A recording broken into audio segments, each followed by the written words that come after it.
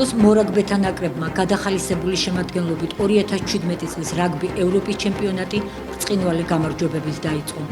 ბორჯღალოსნებმა ჩემპიონატის პირველ მატჩში სტუმრად ბელგია დაამარცხეს.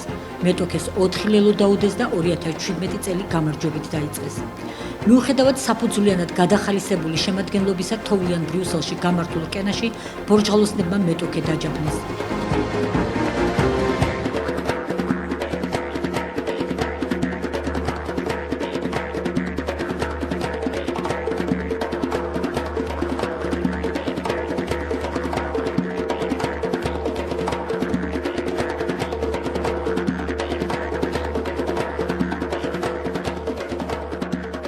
ბელგიელების დამარცხების შემდეგ სანახაობრივი მატჩი ჩაატარეს გერმანელ მორაგბეთა ნაკრებთან. ბელგიასთან 4 უპასუხო ლელოს დადების შემდეგ მათ შედეგიანობა გააორმაგეს და გერმანიის ნაკრებს უდიდესი ანგარიშით 56 ძლიერს.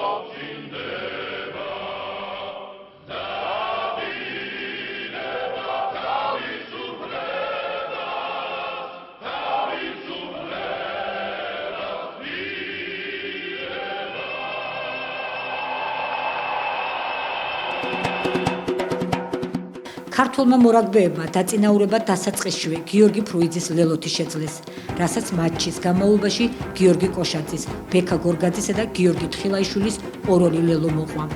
ქართველი მორაგბეების ბრწყინვალე თამაში საქართველოს ნაკრების კაპიტანის მერაბ შარიქაძის ლელომ დააგვირგვინა. ამ ულამაზესი გამარჯვებით, სადაც ბორჯღალოსნებმა მეტოქეს 8 ლელო დაუდეს, საქართველოს მორაგბეთა ნაკრებმა კვლავ ბონუს ქულა აიღო და სატურნირო ცხრილში 10 ქულით პირველ ადგილზე იმყოფება. გუნდის მწვრთნელმა მილტონ ჰეიგმა ევროპის ჩემპიონატის პირველ 2 მატჩში შანსი ახალგაზრდებს მისცა. ბელგიასთან და გერმანიასთან შედარებით გამოუცდელმა მორაგბეებმა და ასევე დებიუტანტებმა მიიღეს მონაწილეობა, რომლებაც მწვრთნელს იმედები არ გაუცრუეს და ორივე თამაში დამაჯერებლად მოიგეს. აღსანიშნავია ის, რომ ბორჯღალოსნების გრანდიოზულ წარმატებებში წვლილი აფხაზეთიდან დევნილ ახალგაზრდა მორაგბეებსაც მიუძღვით. რაგბი ევროპის ორივე მატჩში საქართველოს ნაკრების კაპიტანი სოხუმის მკვიდრი 24 წლის მერაბ შარიქაძე გახდათ. ახალგაზრდა მორაგბე 2012 წლიდან იცავს საქართველოს ნაკრების ღირსებას. ამავდროულად წარმატებულად ასპარეზობს ფრანგულ გუნდში ორიაკი. საქართველოს მორაგბეთა ნაკრები რაგბი ევროპის ჩემპიონატის მორიგ მატჩს ესპანეთთან 4 მარტს ჩაატარებს.